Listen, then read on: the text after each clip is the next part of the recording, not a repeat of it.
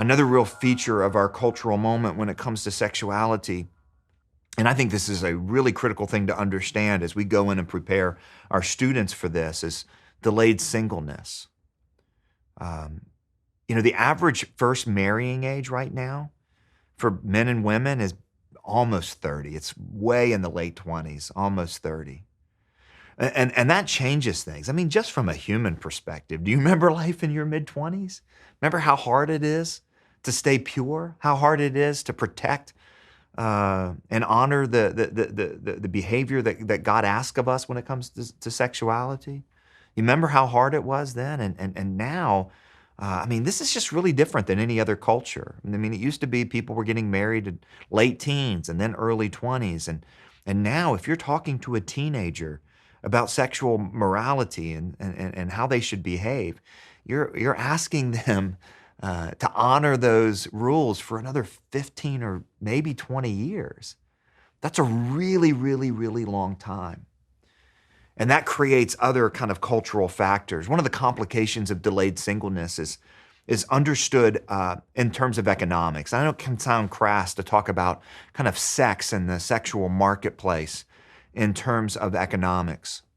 But it really can be understood, kind of in a basic law of economics, supply and demand. Just like there's supply and demand when it comes to consumer goods, there's a supply and demand feature and a reality when it comes to what we might call the mating market. And when it comes to how those forces interact, it tends to be in societies that women hold the supply of sex and men hold the demand. I'm not saying here that women don't desire sex and men don't supply it. I'm just saying kind of in general, when it comes to the understanding cultural realities, women tend to have the supply, men tend to have the demand. Well, throughout most of history, women had no control over the supply. If men wanted it, they came and got it, and that was that. That's what's so profound when marriage is really, established in a society, because that actually allows a woman, or at least her family, to control that supply. I know we read in the Old Testament where somebody brings 7 cows and gets a wife, and that sounds exploitative and wrong. But the key point is, as opposed to all the pagan cultures, at least the guy had to pay something. That became a profound reality. And this ebbs and flows throughout Western culture. You can think, for example, of the world that is described in the writing of Charles Dickens, really hard on children. We also know, too, that the pre-Victorian era of England was really hard on women. About 1 in 4 women of age, which at that time meant 13 and up, in London it's estimated were prostitutes.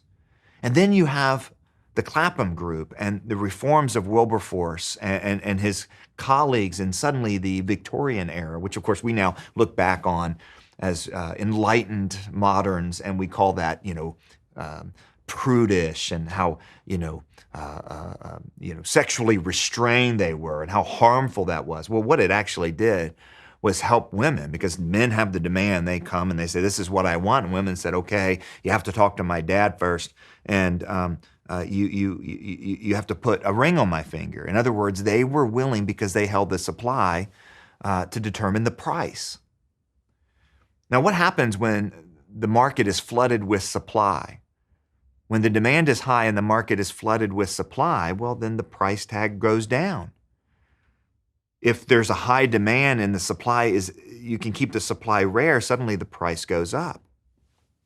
Well, the sexual revolution promised women freedom. It promised that women would be able to basically behave like men and get everything that they want when it comes to sex and sexuality. But in reality, how it worked out were women were told to flood the market with supply. This was especially true when the feminist movement, which was trying to bring women's liberation, was hijacked by the ideas of the sexual revolution.